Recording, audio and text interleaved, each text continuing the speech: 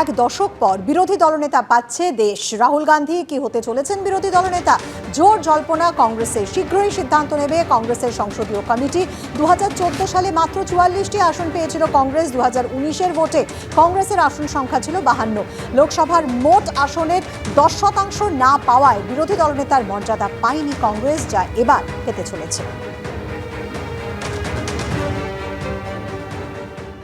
देश ने नरेंद्र मोदी जी को साफ कह दिया है कि हम आपको नहीं चाहते हैं। এভাবেও ফিরে আসা যায়। পরপর দুটো লোকসভা ভোট তাকে কার্যত খাদের কিনারায় ঠেলে দিয়েছিল। তার রাজনৈতিক ক্যারিয়ার নিয়ে প্রশ্ন তুলে দিয়েছিল। বিজেপির দিক থেকে লাগাতার কটাক্ষ ধেয়ে এসেছিল। সোশ্যাল মিডিয়ায় তাকে ব্যঙ্গ বিদ্রুপ আক্রমণে প্রতিদিন বিদ্ধ করত গেরুয়া ট্রোলাররা। কিন্তু রাহুল গান্ধী হেরে যাননি, রাহুল গান্ধী পালিয়ে যাননি। আর 2024-এর লোকসভা ভোট দেখিয়ে দিল রাহুল গান্ধী ফুরিয়ে যাননি। ভারত জোড়ো যাত্রা মানুষের মধ্যে তার ভাবমূর্তি অনেকটা পাল্টে দিয়েছিল। সাড়া ফেলে দেওয়া সেই কর্মসূচির পর প্রথম লোকসভা ভোট বুঝিয়ে দিল রাহুল গান্ধী আমার নেতা। রাহুল গান্ধী প্রমাণ করেছেন পরিশ্রমের কোনো বিকল্প হয় না। 2019 সালে ভরাডুবির পর সভাপতি পদ থেকে ইস্তফা দেন রাহুল গান্ধী। প্রচারের আলো থেকে দূরে সরে যান। বছর খানেক পর ফেরেন অন্য রাহুল হয়ে, তার রাজনৈতিক ক্যারিয়ারের সব থেকে সফল কর্মসূচি নিয়ে ভারত জোড়ো যাত্রা।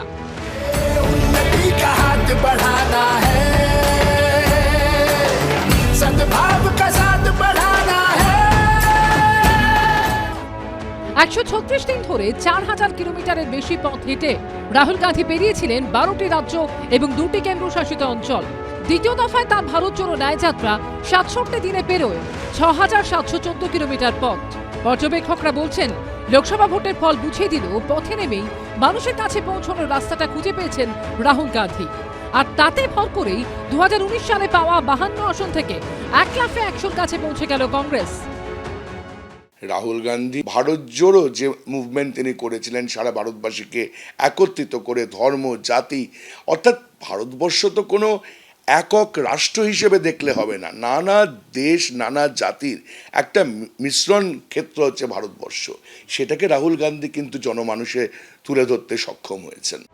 এদিকে রাহুল গান্ধীর কামব্যাকের মধ্যে ধাক্কা খেয়েও নতুন করে সরকার গড়ার তোড়জোড় শুরু করে দিয়েছেন নরেন্দ্র মোদী। সোশ্যাল মিডিয়ায় তিনি লিখেছেন, দেশবাসী তৃতীয়বারের জন্য ইন্ডিয়ার উপর ভরসা রেখেছেন। ভারতের ইতিহাসের এক অভূতপূর্ব মুহূর্ত। আমি দেশবাসীকে আশ্বস্ত করতে চাই যে তাদের আশা আকাঙ্ক্ষা পূরণ করতে নতুন শক্তি, আরও উদ্দীপনা এবং দৃঢ় সংকল্প নিয়ে এগোবো। এবিপি আনন্দ।